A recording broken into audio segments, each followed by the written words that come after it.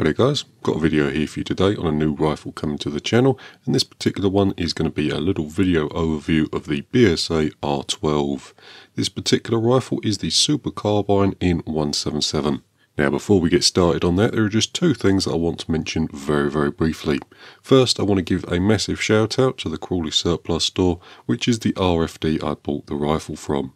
Now, we do buy all our own rifles using our own money, but we choose to do so through the Crawley surplus store simply because, in my opinion at least, they're the best RFD in the country.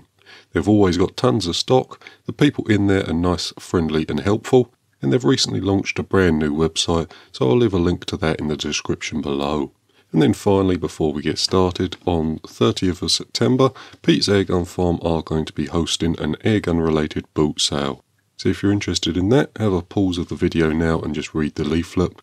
It's normally a really good event. There's plenty of buyers if you're looking to sell something, and again there's plenty of sellers if you're looking to buy something. It's normally a really good event, and it's on the 30th of September. We're going to be showing up with a little stall filled with the stuff we sell on eBay, so if you're interested in taking a look at that, come on down. With that all said, we can begin on the rifle. So we're going to be taking a look at some of the things I like about it and some of the things I don't like about it, as well as giving you my final thoughts on it. So we'll start off with the good.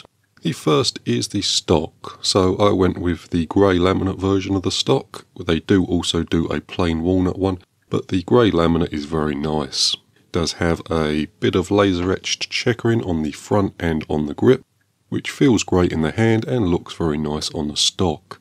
Sort of a little pattern there, as you can see, which gets deeper as you get into the more grippy areas. Feels nice, looks good, so that's a positive for me. Along with that, we have an adjustable butt piece and an adjustable cheek piece. So the cheek piece is adjustable up and down to get your eye relief right for your scope, and your butt piece is also adjustable up and down and also side to side. It's got a little bit of tilt there. It's not adjustable in and out, unfortunately, but the stock isn't tremendously short.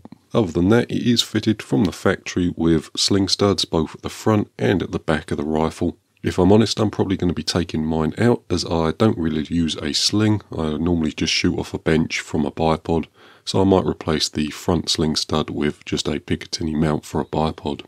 Forward from that, we do have the shroud and the moderator at the front here.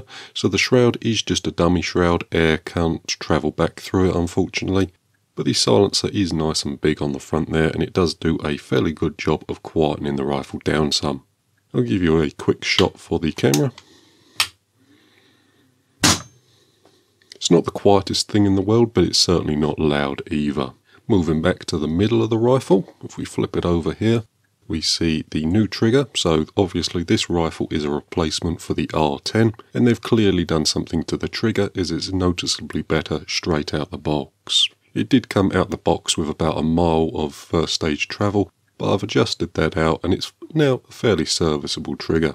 It's not a match trigger by any stretch of the imagination, but it is really nice for a hunting rifle.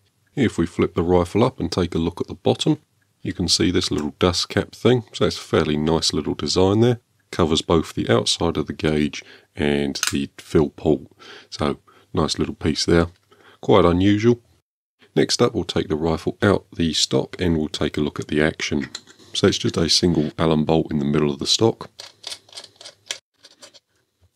And with that removed, we can gently pull the stock off. Right then, and with the rifle outside the stock, you can see the brand new one-piece block for the R12. Now, as I said earlier, this is a replacement rifle for the R10. And there are quite a few improvements over the older R10 design, the first being the one-piece block.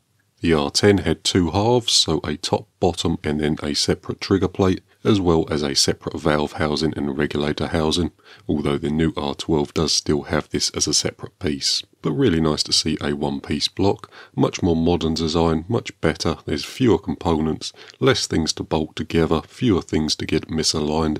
It's just a better system to have everything in one piece. Moving forward from that, we see the brand new regulator housing, which is this piece here. Apparently it is a 100% new regulator designed by BSA, and hopefully it will fare a little better than the R10 one did. I haven't had it apart yet, but I have seen some drawings of it and a few pictures, and it does look to be a better designed rig. But of course I will be taking it apart at a later date, so you'll see exactly what's inside when we get round to taking it apart. Whilst we're down here, I will also show you the pellet probe. So on older R10 rifles, the pellet probe used to be plated with chrome. However, they've done away with this for the R12. I'm not sure if it's a stainless probe, as a stack of magnets does stick to it. So I'll get it on the pellet probe itself there. As you can see, stack of magnets sticks to it readily, so I don't think it's stainless steel. It's probably just some sort of mild steel blacked. Although on this side the blacking is wearing away, so I probably will end up just polishing the probe or replacing it entirely with a stainless one. I'm not quite sure yet, but good to see BSA learning from their mistakes. The chrome plating on the older probes used to flake off and cause problems with the breech seal, so it's good to see it's been changed.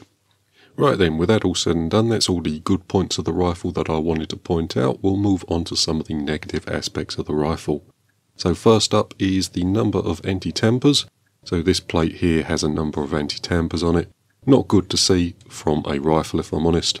These kind of anti-tampers just make things more difficult if you want to service your rifle or if you have a problem down the line. For now it's fine because the rifle's under warranty, but as soon as that warranty runs out, things are going to start to go wrong, and not being able to service your own rifle is a real pain. Not a problem for me, of course, as I will just drill the anti-tampers out. I have a mill, so it's not a problem, but for the average home repairist, it's a really big stumbling point. Moving forward from that, we see the metal bottle, this piece here. I would have loved to see a carbon fibre bottle fitted from the factory, as the older metal ones are looking a bit outdated now, and a carbon fibre bottle would have been a little lighter and a higher capacity at the same size. This is a 288cc bottle, but a carbon fibre one would have been nice to see from the factory. Moving on from the bottle, we have the dummy shroud. So I would have liked to see a working shroud on this rifle.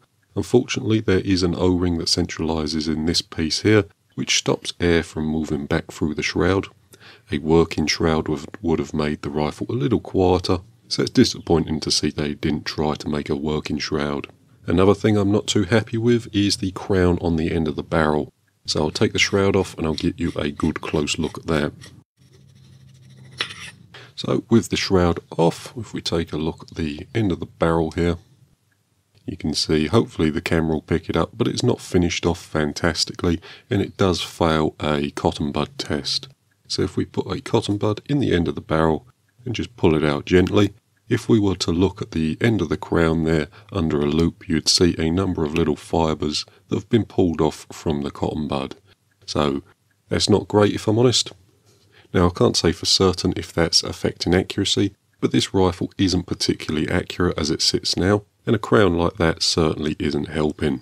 So for anyone that's interested, the way a cotton bud test works is you push the cotton bud in the end of the barrel, gently remove it, and if you see any strands of fibre from the cotton bud left inside the barrel, you know that there's a small burr catching the end of the cotton bud as you pull it out.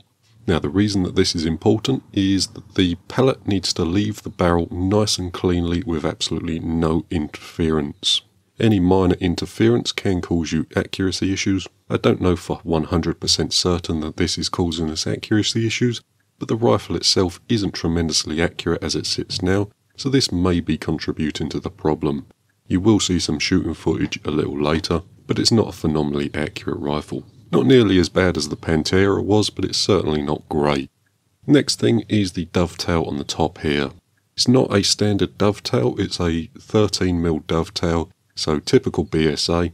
They do sell specialist mounts, but I've just got some standard sports match ones on there, and as you can see they don't fit the rail terribly well. So take a look on this side, you might be able to see it a little better, but as you can see there, the clamp's flared off to one side, and if you actually look down the scope, it is tilted backwards a little. So what I mean by that is the scope's canted over slightly. It does still work absolutely perfectly fine. To be honest with you, I would have loved to see a Picatinny block. I think that would have modernised the rifle quite nicely.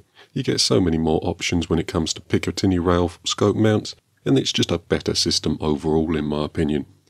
Right then, and lastly before we move on to the shooting footage, I do want to mention that the rifle doesn't shoot particularly well using the magazines. The rifle shoots a lot better just single shot loading the pellet straight into the breech. and with the magazines you do get a fair number of flyers.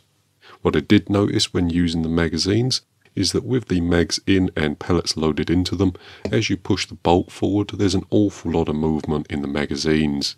If you watch the top rotor, it does move quite a bit as the pellet probe moves through it, so that could be part of the problem, but the rifle shoots a lot worse using the magazines. I did read online that people were having trouble with the pellets falling out the back of the magazines. These ones don't, they do move a little. If you have a look there, the pellet has moved, but it doesn't fall out, even hitting it fairly hard. So it doesn't fall out of its own accord, so that's either improved or I've just got lucky with the mags. But in both mags the pellets are held quite securely, they don't fall out just by tapping them or by moving them. Again, there is some movement, but the pellet doesn't actually fall out. Right then, with that all said and done, I'll show you how we got on down the range and then we'll give you our final thoughts on the rifle. And here we are over at the range, so the first thing we'll do is just show you how the rifle shot over the chronograph. So as you can see there, it's chronoing nice and consistently. We did have one or two at the beginning that were a bit awry, but it tightened up as we continued to shoot. I think the first magazine was the worst mag of the two, and the second one was fairly consistent. As you can see there, just getting some duplicate readings. All things considered, I think it did pretty well over the chronograph, nice and consistent. 2 mags using unweighed, unsalted pellets, and a 13 spread isn't too bad at all. With that said and done though, we can move on to the shooting test. So we're set up in PetesAirgunFarm 50-yard range, and we've got a target set out on the back wall. The target itself is an A4 piece of paper with a number of targets printed onto it. The targets themselves are 25mm in diameter with a red dot in the middle. All the groups here are done using H&N Field Target Trophy pellets, and each one of the groups is a 5-shot group. I found the H&Ns to be the best pellet through the rifle. The JSBs did give fairly tight groupings, but there were an awful lot of flyers in them. So you'd get 1 or 2 pellets stacked on top of each other, and then the next one would be sort of 20mm to the left or right or up or down, so not consistent enough through this rifle. The H&Ns were slightly better, although we did still get quite a few flyers. All these groups were done using a magazine, although the rifle was slightly better single shot loaded. I didn't do any single shot loaded groups on camera because it's a little unfair, as the rifle itself doesn't come with a single shot loader from the factory. And the gap in the block is fairly small, so you do have to be fairly dexterous to put the pellet into the end of the breech, so it's not something that you can do quickly or reliably. So that's all the groups that we've done on camera. What I'll do now is take you back over to the bench, we'll take a look at the groupings, and I'll also give you my final thoughts on the rifle. Right then, there we have it. That's how the rifle shot at 50 yards, and this is our target.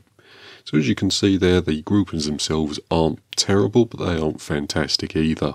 Most of the groups are ruined by a flyer or something similar, although when we don't get any flyers in a group, they are fairly tight.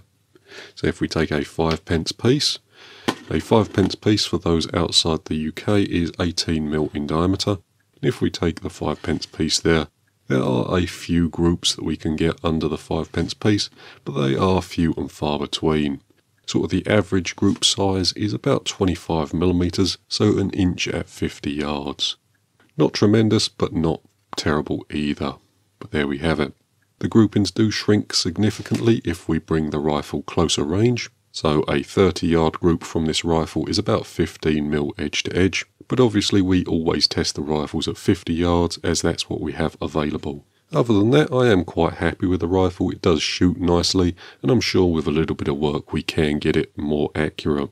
They've definitely improved some things over the older R10 rifle, and it's definitely a step up. One area it has definitely improved is the shot count.